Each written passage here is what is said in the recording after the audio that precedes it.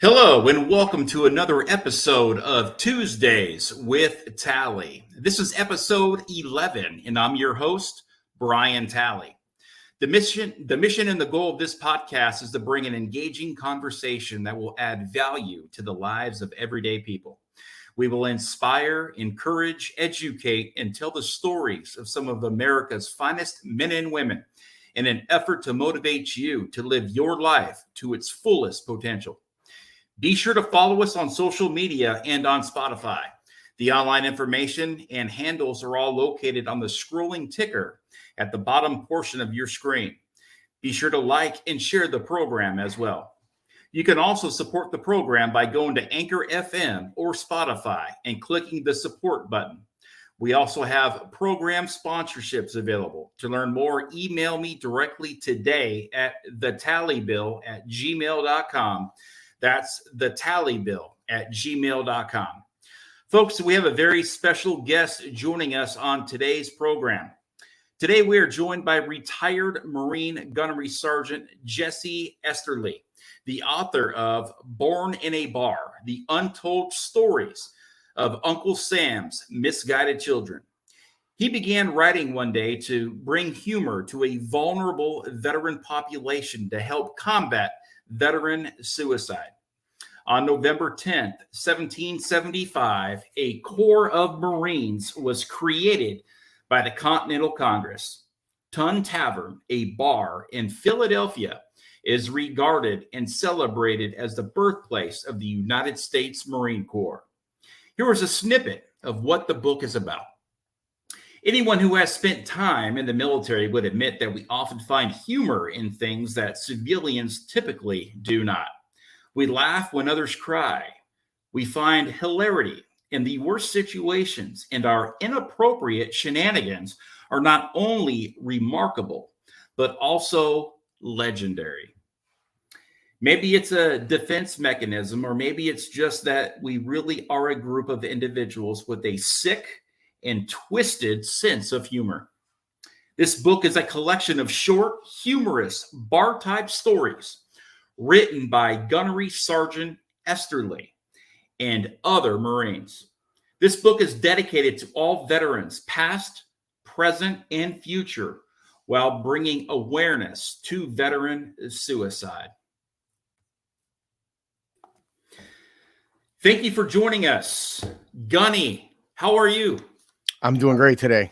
I'm glad to be here. How are you doing? Hey, man, I'm hanging in there, man. Another day, another dollar. Just staying motivated, and dedicated, trusting the process and just kicking life's ass one day at a time, man.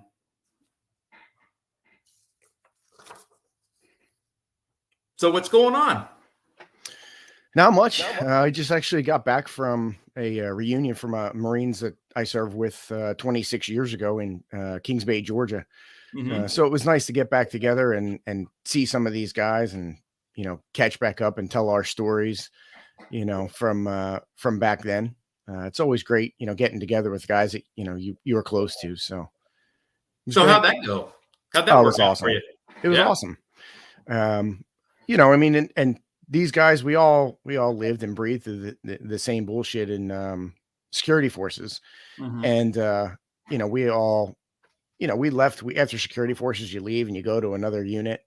And back in the 90s, we didn't have Facebook and social media and cell phones, to really keep in touch. So we've only really started getting in touch with each other over the last, 10 years. Being away for 26 years from them, but it was like it was yesterday. Mm-hmm. We caught right back up and, Yep. we shared stories with each other's and, we still poked fun at each other for the dumb stuff that we did, 2 decades ago. And, it was like we never really left. Yep, that is very true. Every single time I connect with a former Marine that I haven't talked to for 10, 15, 20 years, it's as if we never left that moment, as if it was yesterday. Everything picks right up, the camaraderie, the brotherhood, everything is there still. And it's truly remarkable. And folks really don't understand unless you are a Marine and you have lived that type of life and livelihood. And again, a band of brothers is certainly the way it really is for for folks out there who don't understand that it truly is a band of brothers. Now, Gunny, you spent some time in the Marine Corps. You served honorably. Before you entered the Marine Corps, could you tell us a little bit about where you grew up and what your childhood was like? Sure. So I grew up in a small, or I guess I should say I graduated from a small town in Pennsylvania, Robizonia, that had more cows than it had people. It had one traffic light. It was a very farming community, and I didn't want to have anything to do with it. I couldn't wait to get out of there, and I pretty much had my mind made up from when I was little that I wanted to join the military. My uncle was 82nd Airborne, and he made sure he pointed that out, for as long as I can remember until the day that he died. He was late Vietnam era. So, I grew up in that kind of, watching all the war movies, seeing all that stuff on TV. And I kind of knew that that's what I wanted to do. I wanted to be in the military somehow, some way. And it wasn't until high school, though, that I kind of had my heart set on joining the Marines because it was the elite branch. It was the hardest. It was the one that everybody said, look, you're 140 pounds or 130 pounds, whatever it was at the time. You little punk, you'll never make it. And I had to prove them wrong. I was like, this is it. This is what I'm doing. I was the only one from my graduating class that went into the Marines during that time. A couple years later, a couple other guys went in, but I had my heart set on proving everybody wrong. A lot of the best Marines out there are the tiny guys, because you guys can pump out the pull-ups and the push-ups and good run times. Me, I was a big Marine. I wasn't a PCP Marine, but I was definitely a bigger Marine. I think my serving weight was around like 235, 240 pounds. But I was pretty solid, but still running a PFT and doing pull-ups at that weight is pretty tough. And that's why a lot of the Force Recon Marines, snipers, they're all tiny guys, but they are solid, they are warriors, and they are made. They are just killing machines, man. And those guys definitely know how to get things done and move and mobilize and just kick ass, man. So your childhood, you grew up in small town USA, cows. And where do you live now? Gloucester City, New Jersey. So I am right across the river from Philadelphia, which is the home of the Marines, birthplace of the Marines. Ended up here. Never thought I would be in New Jersey, but when I got out of the Marines, I got an offer working with the Air Force, ironically, and accepted the job. It's in South Jersey, and ended up met my wife, and still here today. That's awesome that you mentioned Jersey, Philly. I got to plug two brothers of mine, Wayne Putney and Chris McCart. Chris was on the show last week. And those guys are awesome. Good old Philly, Jersey, like Philly fan, they boo Santa Claus. I mean, those guys are rad, right? Those are definitely the types of guys that you want to have some beers with. And those are definitely the types of guys that you want having your back if you ever find yourself down a dark alley one night after some drinking in a bar. I know you've got a lot of these stories, and we will definitely get into that here very, very, very soon. But until then, Gunny, what inspired you to join the Marine Corps? You had mentioned, you had family, but you wanted to be the best. You wanted to be elite, right? But explain that. Like, did this come in the form of what you did? Like, what was your MOS in the Marine Corps? So I had quite a few. My plan, and so this all started around Desert Storm. Desert Storm. I was just getting into high school, and I wanted to serve. I knew I wanted to serve. And then, we went to a couple war rallies, and I met, it's just seeing the Marines in their blues, and they just stood out. You could just tell that they held themselves to a higher regard than the other branches that showed up. And they just looked like, these are warriors. These are guys that, are the best. So when I looked at that and I talked to my dad, we talked a lot about the military. That was kind of where it drove me in, and I had made up my plan. I'm a real good planner. I had kind of set up my mind that I wanted to go into the military. I wanted to get out. I wanted to be an officer. I wanted to get my degree, get my, come back in as an officer. And then I wanted to go into like the CIA, FBI, something like that. So I called up Sergeant Land, a recruiter in Reading, Pennsylvania, and I said, I want to join the Marines. This is what I want to do. And he kind of said, hey, pump the brakes a little bit. Let's talk about how you want to get there. And he said, well, what are you interested? What do you think you'd like to do as a job? And I said, well, I'm interested in the infantry and being an MP, because I think that would help me transition into like the FBI or CIA. And he said, well, listen, he said, you don't want to be in the MPs. He said, all they do all day long is stand at a gate and do this. You don't want that. He said, I got one better for you. I said, all right, I'll trust you. You obviously, know what you're talking about. Which, I think everybody hears the horror stories of how their recruiters, screwed them over at some point or not. But mine, Sergeant Land was awesome. And he said, we have security forces. You'll be guarding nuclear weapons. You'll get a PRP billet. You'll give you a secret clearance. And then after 2 years, you'll be able to transition into the infantry, which you already said you wanted to do. And I said, hey, awesome. Okay. What do I need to do? He just, come in, we'll take the ASVAB test and make sure that you qualify for it. So I went in and then I ended up getting guaranteed for the security force program. So I did security forces for my first 2 years. I went to first LAR as a scout, which is an 0311 billet. And at the time, this is late 90s, not a whole lot really going on in the world, at least for, the Marines mission. And I was bored. I thought I was going to be blowing stuff up or shooting stuff, doing something. And we just weren't. So I ended up doing a lap move to Forward Observer. And we finally actually got to, be infantry, except I had all the weapons. So we could talk to airplanes, drop bombs, do all that stuff. And then I ended up doing that for another 10 years. Yeah. FO. That's where all the action's. Yeah. So during your time in the Marine Corps, obviously you've served time in several bars, probably all over the world.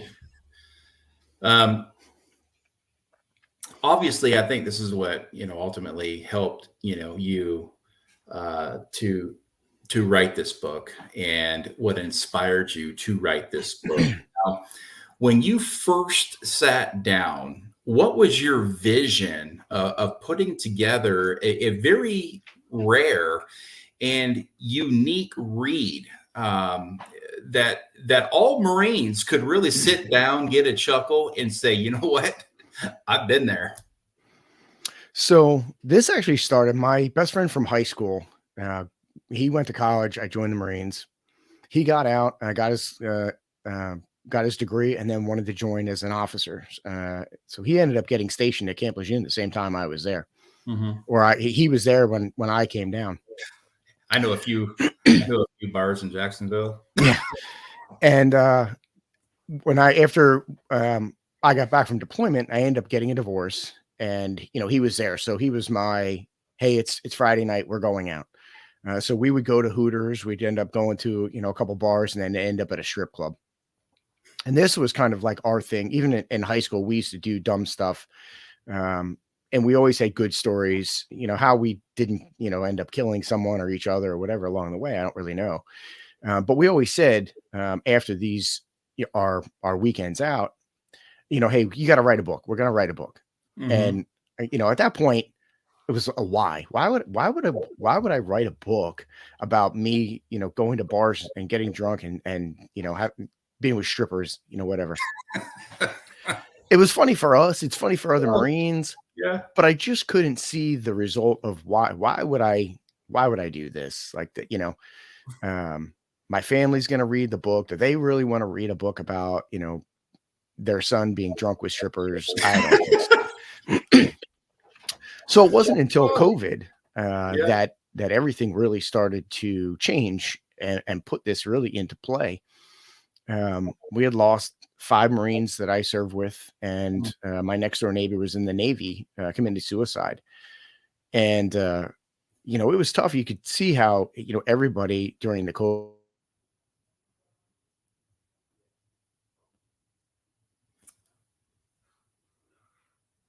time reacting. For me, when I'm in that situation where, most people are stressed out, I find it funny. I'm finding funny in something. It's just my personality. That's how I cope with stress and different things. And one Marine I was talking to was in San Antonio with me a couple years ago, where we all got drunk and got kicked out of like every bar along the Riverwalk. And we were laughing, and we were talking about it for hours. And it made me say, yeah, you know what? I'm gonna post this story on Facebook just to, start a conversation and get people laughing, whatever. And it caused so many phone calls between Marines that I was there with, Marines that knew me from, wherever, other people, just text and posts. And I sat back and I was like, maybe this is what I need to do. This is that whole, bringing up all these stories. Maybe, this would help someone. And then I decided I wanted to donate the proceeds to a nonprofit foundation. And that's where I, tied them all together and said, I'm going to donate this to Save 22. And that way I can, put in something there, for all veterans. This is a Marine book. It's written by all Marines, but anybody in any branch could read this and understand it and find it funny. And that way I can do the dedication page, which I did to everybody of any service. So it wasn't just Marines. I wanted, I wanted it to be more of a veteran thing than just Marines. But and that's what I did. I ended up putting together and had an absolute blast with it. The stories, and me talking to Marines about their stories was amazing experience in itself. So it really, it was a very fun process. And in the time while I was doing it, I was doing other podcasts. That's how I ended up meeting you. I think you were on Sergeant G. I think his podcast first. And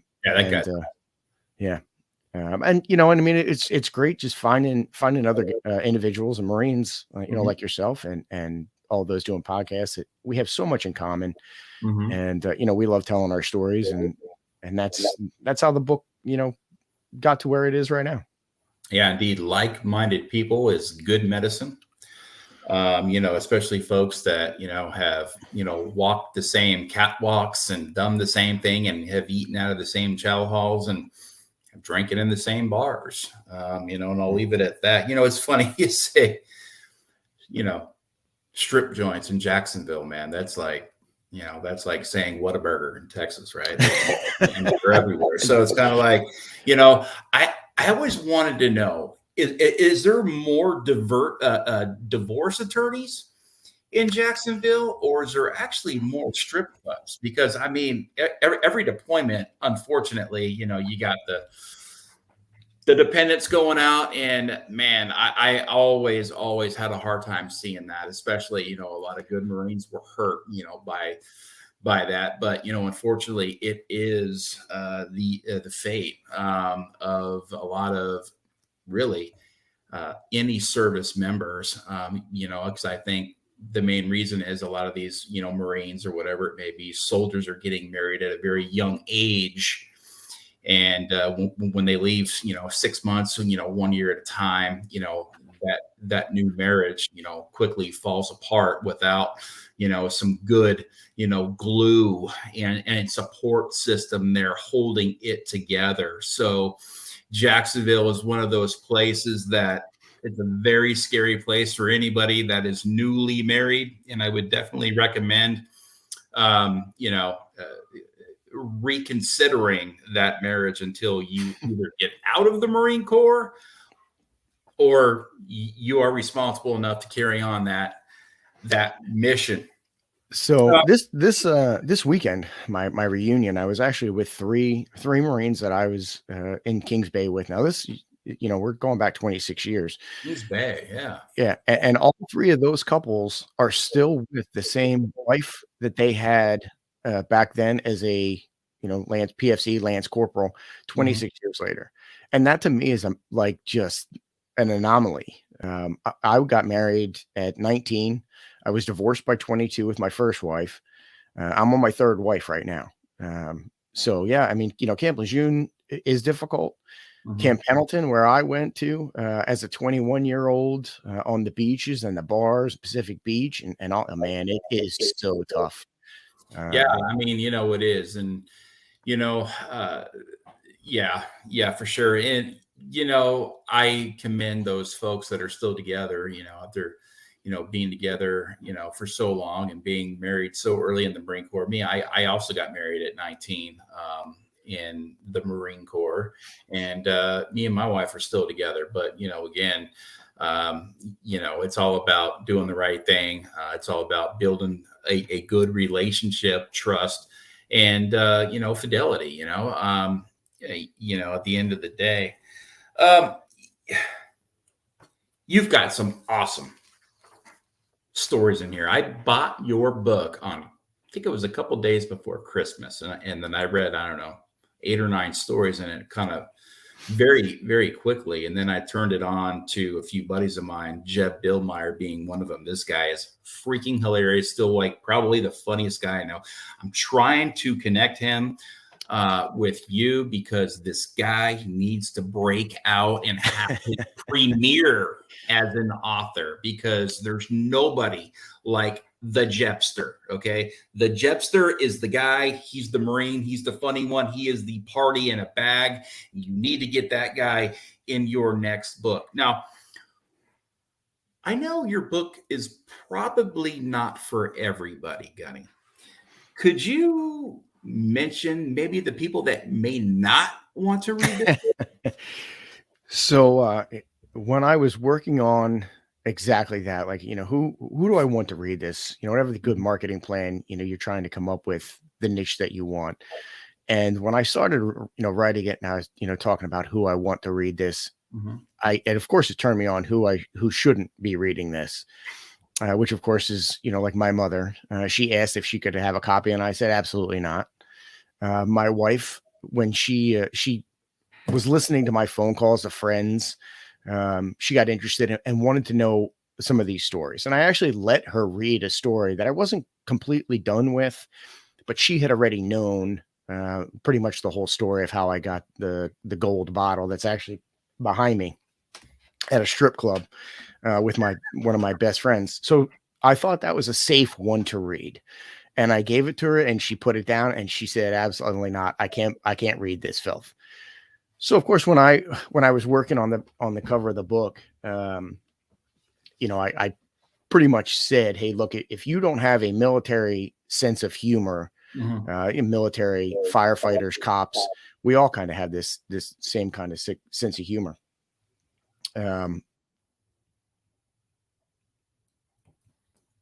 Comedy is medicine. I had a good friend on, former Marine, a couple of days ago. This guy's a stand-up comic. Seemed like they're a little bit funnier. And anybody who's not really into swearing, if you're not interested in seeing the F word in a paragraph, the book isn't for you. Or anybody that's easily offended, this book is definitely not for you. So I've got a list here, and it's hilarious. I'm going to read the who shouldn't read this book, and it's hilarious. Just reading this. My pastor, my parents, my wife, your wife, officers over the rank of captain, with the exception of helicopter pilots, the National Guard, and those with a weak stomach and low tolerance for the 4 S's, and that is swearing, strippers, stupidity, and sloppy drunkenness. Wow, that is incredible. Gunny, you are just the epitome of the Gunny, right? the Gunny. Do you still frequent strip clubs today? It's been a while. Now that we're married and have kids, but my Mhm, wife will go with me. We've been to a couple motorcycle club meetings where we've been at places where strip clubs were closed. mhm, So we'll go together and have a blast. But mhm, the strip clubs, everybody gives them, they kind of get a bad rap, and some of them, for good reasons. But it's one of those places where you can drink and have a good time and not, you kind of let your guard down and you don't have to really worry about anything. mhm. Um, and we have fun. You kind of get away with a little bit more while you're there than you would in a bar, being loud and talking and laughing. And Mhm. um, so, yeah, we've been to a couple. My wife's actually bugging me to go. We go down to Atlantic City a lot, and there's some strip clubs in Atlantic City. So we just never haven't been able to get there recently, but yeah, we still go. Yeah. What a book. We are talking to retired Marine Gunnery Sergeant Jesse Esterly. He is the author of Born in a Bar, The Untold Stories of Uncle Sam's Misguided Children. And again, it's a phenomenal book. I've read it and I've recommended it to other Marines. And now I want to get into who this book is for. If you see yourself, if you identify with what I am about to say, you need to head on over to Amazon today and get the book because you will absolutely love it and it will motivate you and it will make you laugh, and laughter is medicine, and medicine makes us all feel better about ourselves. So, who should read the book? Marines. First and foremost, if you are a jarhead, you need to get this book. Anybody that has a military style sense of humor. Now, the next one might be tough. Anybody who is not easily offended.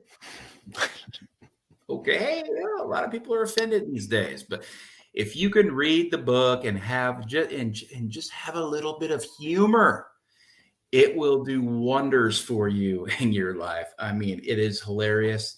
And I actually talk about a lot of these stories that I've read, and they're great icebreakers sometimes when you're out and, hanging out with like minded individuals. You're around a campfire, whatever it may be. And that's when a lot of these stories come out.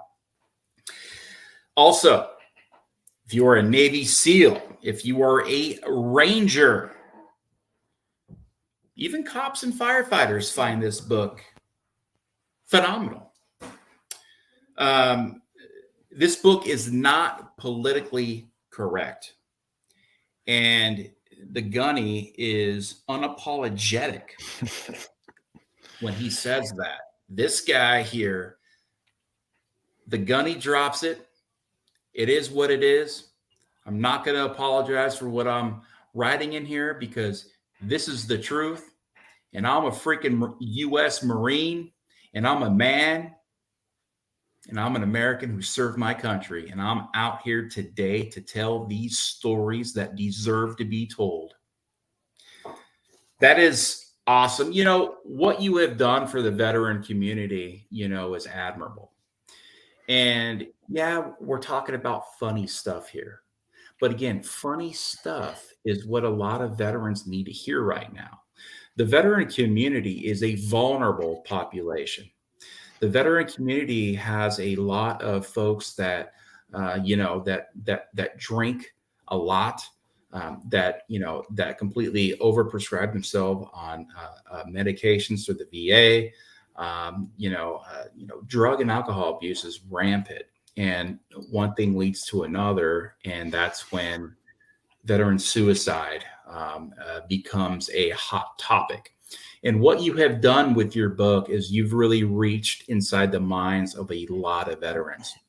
This paper has helped them a lot, as well as all of your proceeds to your book has been going to Save 22.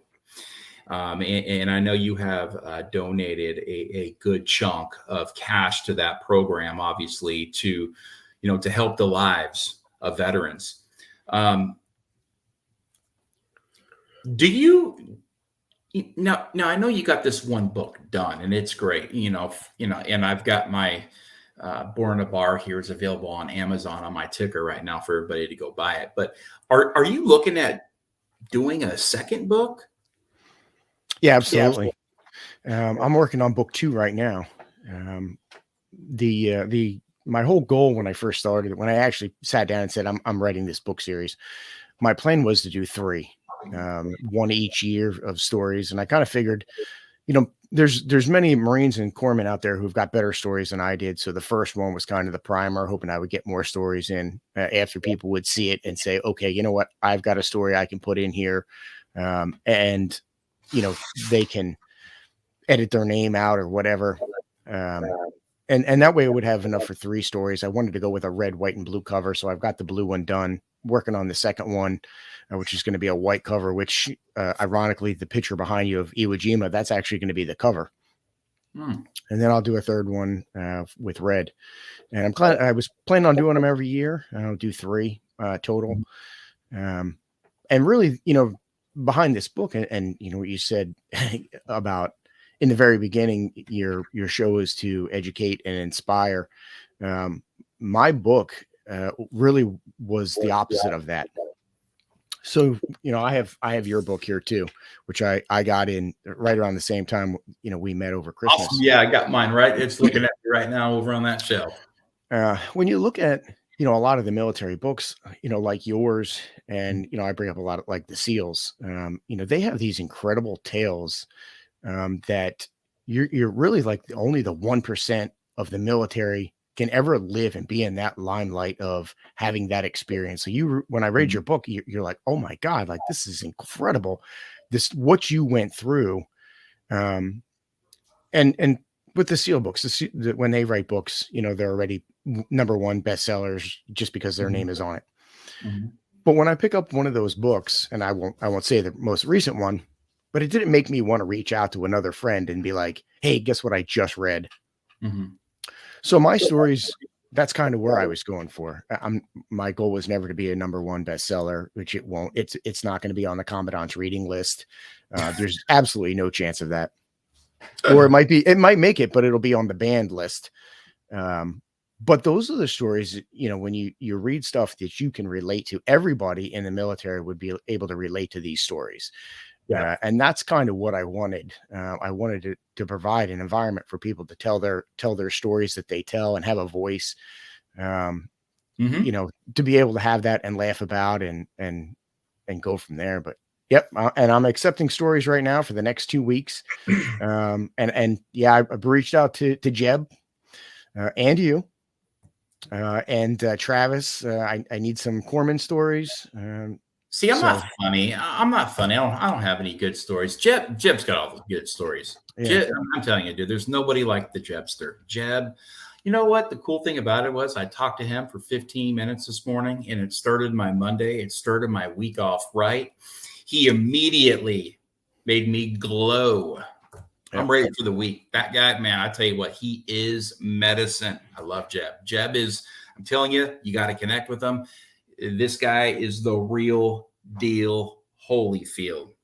And it's funny. You said your book will not make, I'm assuming so, the Commandant's reading list. And that leads me to my next shout out. Lieutenant Colonel Stuart Scheller is also going to be a Marine veteran author here very soon, as his book is getting ready to drop. And this, folks, is a patriot.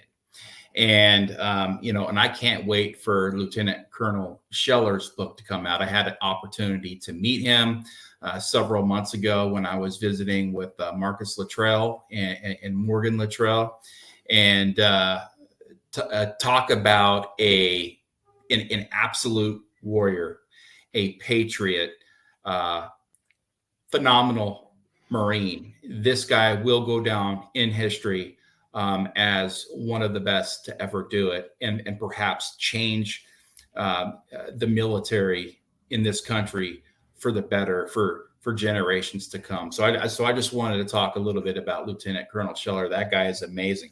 So Brian, you know what's funny about that? Not to interrupt you, but I actually reached out to him and said, "Hey, I know your book's coming out. You know, I know you got a lot on your plate, but this is what I'm doing. This is my project, and I would love to get a story from you."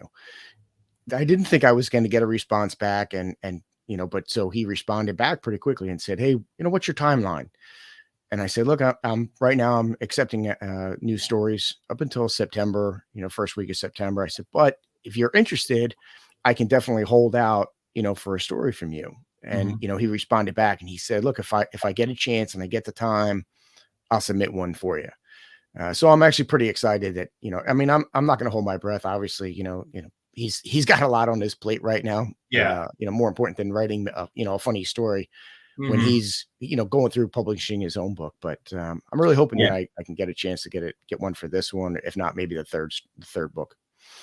Yes, he is definitely on a big media blitz right now. And the last time I spoke to him was just through text, and I was just there to encourage him a little bit, and just tell him, hey, forward is the way. You know what I mean?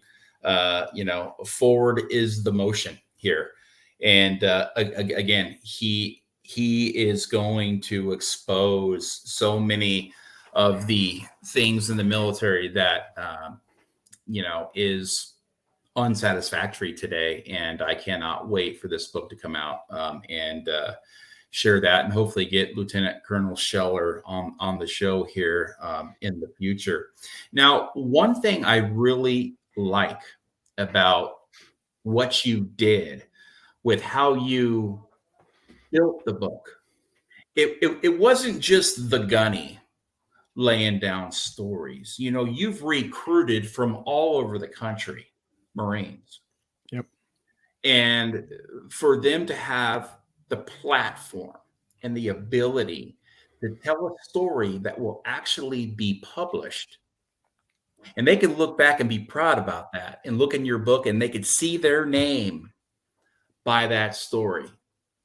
What has that done for some of the veterans and for some of the Marines that you have invited to write some short stories in your book? Yeah, I hear from people all the time, and especially like their wives, when you run in or you talk to them, and they say, "Hey, look, this is the first time my husband has read a book and laughed at a book, that he wasn't forced to read." And I think it's having a voice. It's having we're all going to be gone one day, when nobody knows when we take our last breath, and this gives everybody a chance to be remembered, especially by us, by Marines. You said, when I first started this and when I did this, I'm just a Gunny. I like to drink and date strippers. I'm really nobody special. I didn't, I wasn't in Congress, beating down doors. But what I was able to do is put together these stories and find other Marines who have stories and put them in. And they'll send a story, and I've gone back after I've done some editing and asked some questions to give it back to them. And, they're laughing at it now, and they're excited to get to see their name.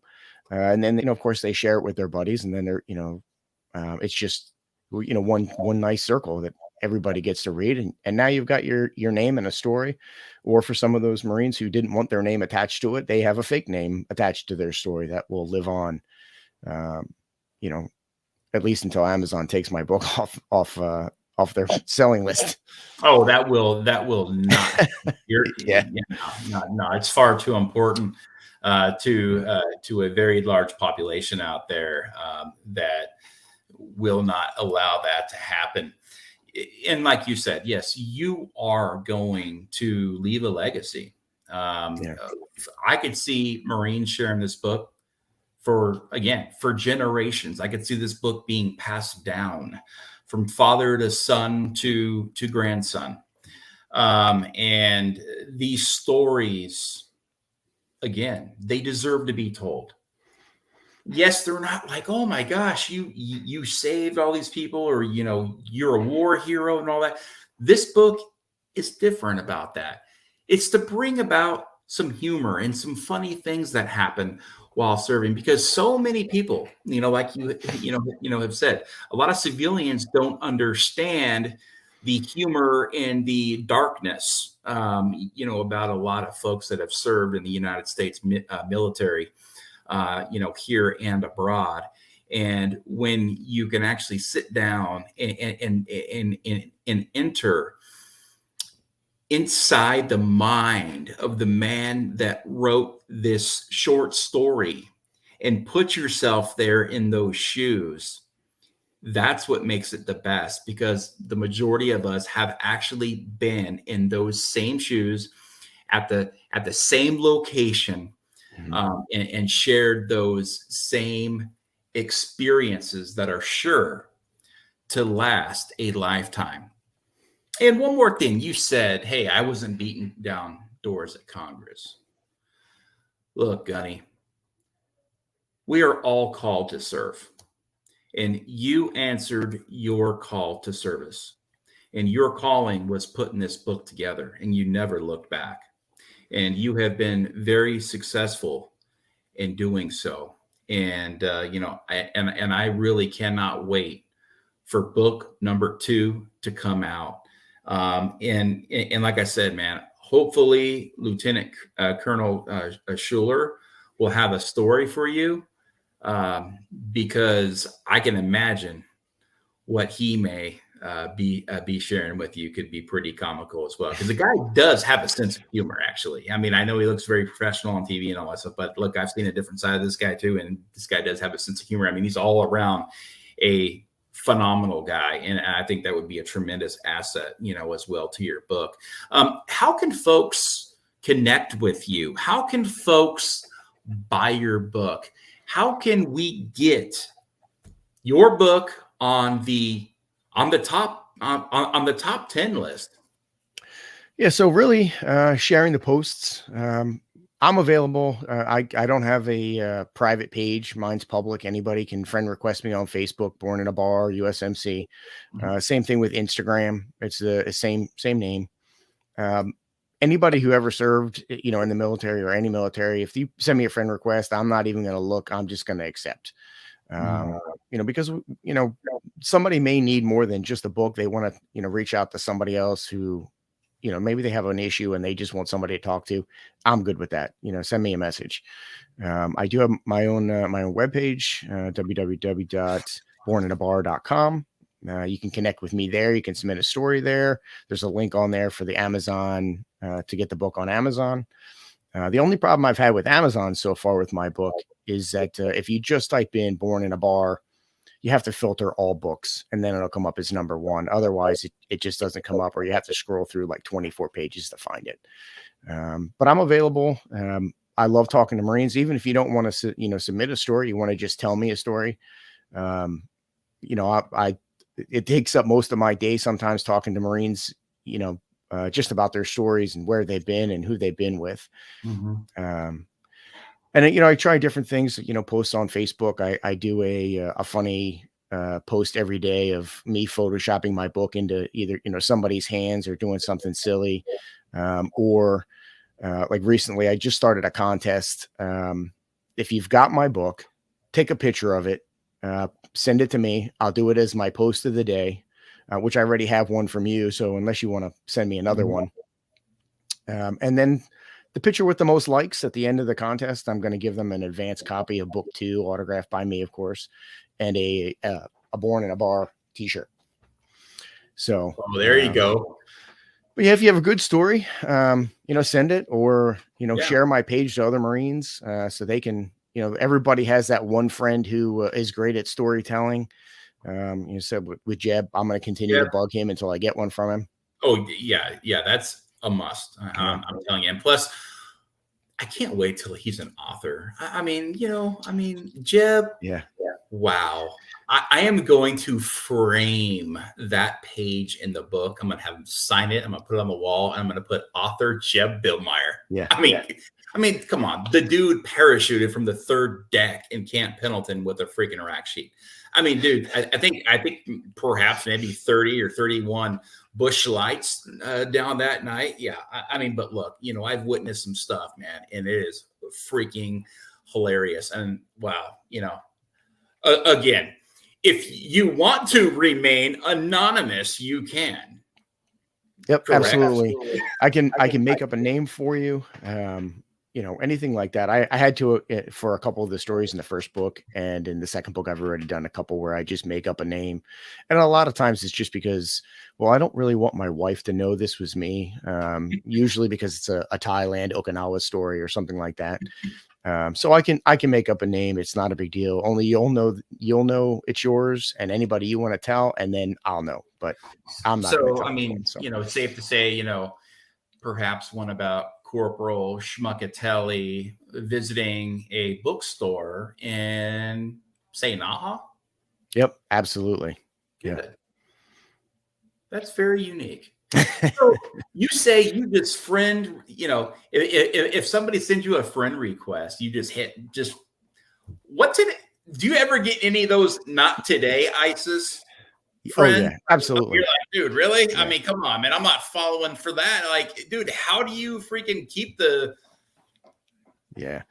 Well, and when I first I changed my name on Facebook to Born in a Bar. Because it was my own personal name at first, and I have all my family and friends and all there. And I actually thought I was going to change too. I was going to make another Jesse Esterly page and then invite just my friends and family to like that one, so I could keep them separate. Mm-hmm. But then, the more I got into it, I mean, the Marines that are friend requesting me, we know someone, we have someone in common. And I look down through my friends, and I'm like, okay, who is this? Well, I don't really know him, but we have 15 friends in common. It's like that whole Kevin Bacon thing, how many degrees of Kevin Bacon. And I was like, you know what, we say that, hey, if you've served or you've given your blood, you're my brother. Well, why would I not, consider you family if you are truly, if we feel that way and you're my brother. Yeah, I mean, I've gotten a couple, and usually you can tell, like, who's sincere about why they're trying to follow you. Mm-hmm. I've only had one person that followed my page because somebody shared, one of my, I think it was one of my porn star pictures where I photoshopped my book in, and they didn't really care for it. And my response was, look, if you don't care for it, then why are you friend requesting me? Why are you sending me a message? You should have just ignored it and moved on. Because I'm not taking it down because you don't like it. I'm sorry. Again, who shouldn't read the book? Absolutely. Let's see. Oh, there it is. People who are easily offended. Right. And you know what the funny thing is, dude? I've seen your posts. They're all PG. Everybody's got clothes on. Don't let that one hater. And I know you won't, because you are the Gunny. You will not allow any of that to come into your world, as you are in charge of your world and the content that you put out there on Born in a Bar, which is saving lives through laughter. Man, I absolutely love it. Want to wrap this program up. It has been an absolute honor to wrap with you for a few minutes here, man, and just talk about your book and a little bit about your life and a little bit about who Jesse is. Do you have any future engagements coming up in the Philadelphia, New Jersey area? So the next big thing that we really have going on, which I would love for you to come out to, Philadelphia has a huge birthday bash every year. Mm-hmm. Downtown Philadelphia, we take over 2 blocks. The police shut it off. Mm-hmm. And we have probably the biggest. I mean, I'd love to say it's the biggest one in America, but I'm sure something is out there bigger. But it's been going on now for 20 some years. And we have a birthday, and it's nothing but thousands of Marines getting together on the streets of Philadelphia, not far from where the birthplace was. And we have a party from 10 a.m. until 2 a.m. So that's going to be my second book is supposed to be premiering that day. It'll be published and available, and I'll have some books there. I'm probably going to have a tent, and I'll be there, but I'll be drinking. So your autograph, if you're there and you attend and you want an autograph, and it's just gibberish, you get what you get. I might be drinking. I'll be drinking by 10 a.m. So by 4 a.m., I might be too drunk to remember how to spell Gunny Esterly. So, hey man, you're going to be right where you need to be at 10. You want to know why? Because at 6 a.m. is when the tailgate begins. Okay. Yeah. The tailgate starts at 6 a.m. and the program starts at 10 and runs all the way to 2 a.m. And I do have some buddies. I have a lot of Marine friends from the Philadelphia, Jersey area who are absolute, just the fruit of the earth, Marines. And I'm going to tell them about this event because they have to be there. And I'm going to do everything I can to get out there on November 10th. That is definitely something that, that experience would be something that would be, insane for me. However, I don't drink. I gave up drinking a long time ago. Every now and again, I'll have a occasional glass of wine, but that's still, maybe once or, every 2 or 3 months. But that's just me. But definitely don't mind anybody else doing it. And, that's great. And, that's just, my prerogative. And, I don't really care about anybody else's. They can do what they like. And, we can all live a happy-go-lucky life and, just take it all in stride, right, man? Absolutely. So man, I really appreciate you coming on today, Gunny.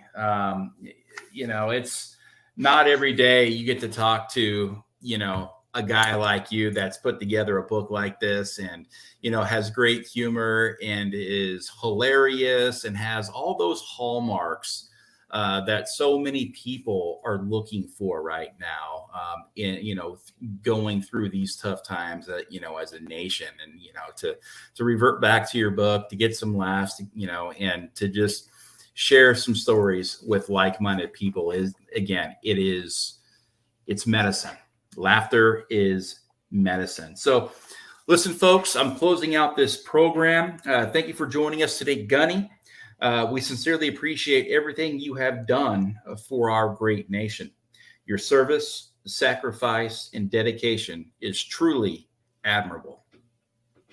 Thank you. I appreciate it. And again, I said this before, I appreciate everything that you've done with your podcast, your message, and your book. I mean, you really did it. I know, but this is a great service that you've actually done for veterans. The Tally Bill was extremely important to all of us. I didn't choose this job. It chose me. And, unfortunately, I had to go through years and years and years of hell. But I had to do whatever I had to do to ensure the rights and protections of 20.2 million American veterans that were suffering out there as well. And, it wasn't going to happen again on my watch. And, really at the end of the day, I couldn't go on with my life knowing that loophole was out there. It was so egregious. And I'm like, okay, if I don't do something about this, I'll always have it in the back of my head. Like, I could have done something about this to prevent this. But now I know, there's going to be more and more and more and more people getting absolutely destroyed and their livelihoods ripped out from underneath them, and their right to due process completely, taken away. And again, I had to do this for the good of the country. I had to stay in the fight. I had to battle a lot of depression and anxiety and fear and all this other stuff. But, going through that experience has made me a better man. It's made me a better father. It's made me a better husband. I'm happy to be alive. I live a life of gratitude. And really, 2 weeks ago, God put this podcast on my heart. He said, go out there and tell the stories of people, everyday people. And they don't need to be Marines or veterans or whatever. Tomorrow, I'm interviewing Bree Jackson from NBC News in Washington, D.C. So everybody is allowed to come on this program to share value. Real life value to other people, because that's what it's all about. That is Absolutely. What it's all about. So until next time, for Tuesdays with Tally, this is Brian Tally. Good night, Semper Fi, and God bless. Semper Fi.